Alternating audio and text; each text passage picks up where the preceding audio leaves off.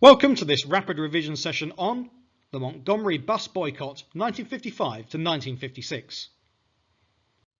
Firstly, let's find out about the MIA and MLK. Well, we can see them both pictured down there, or at least part of them. That's the Montgomery Improvement Association, or many of its leaders, with Martin Luther King speaking to them. On December the 5th, 1955, 90% of black passengers boycotted Montgomery's buses. This was in response to the arrest of Rosa Parks, who can be seen in the centre of the front row in the picture. If you don't know about this arrest already, I've already made a short rapid revision session on that, so you might want to have a look at that first. If you're familiar with Rosa Parks' arrest though, we'll carry on. That same evening, in a Baptist church, the Montgomery Improvement Association, or MIA, was founded.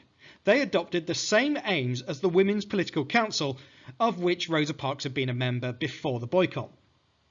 They adopted the aim that black drivers as well as white drivers should be employed on Montgomery's buses.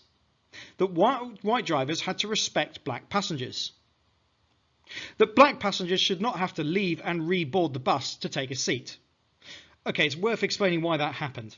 So, to buy your ticket, you needed to pay the driver directly, so you got onto the front doors. However, there was segregated middle doors for black passengers too, so they had to get off once they'd got their ticket and reboard the bus. You can imagine that some of these white drivers decided it was absolutely hilarious to just drive off the moment the black passenger stepped off the bus. Not hilarious, that's racist discrimination. And so that's why that particular aim was specified. Also, and perhaps most famously, the WPC and later MIA specified that there should be fair seating for black passengers. There's an interesting use of language here.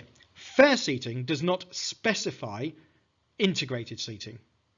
Okay, it heavily implies that that's what was meant, but there is a reason why they didn't immediately ask for desegregation aboard the buses.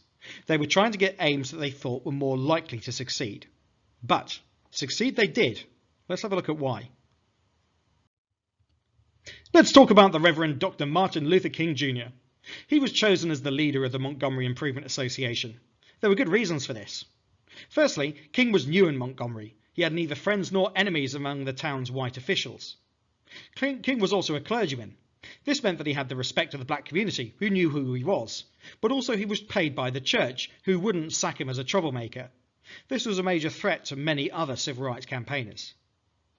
He was well educated, and he believed in black and white people working together to end segregation. He supported non-violent, direct action protests.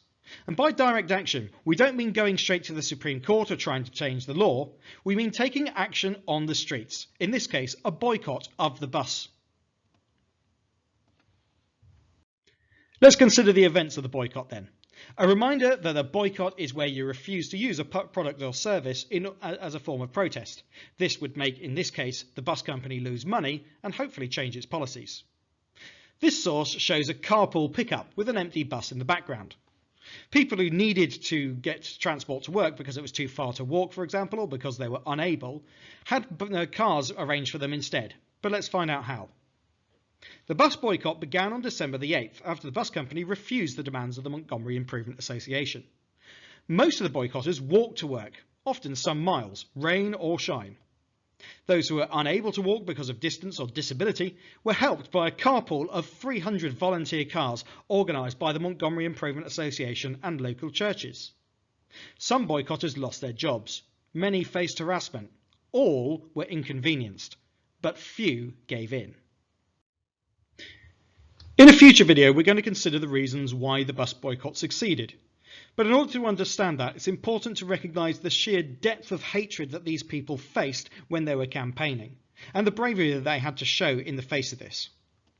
Source E is a deeply unpleasant source, and you'll probably be able to tell from the tone of my voice that I will not enjoy reading it.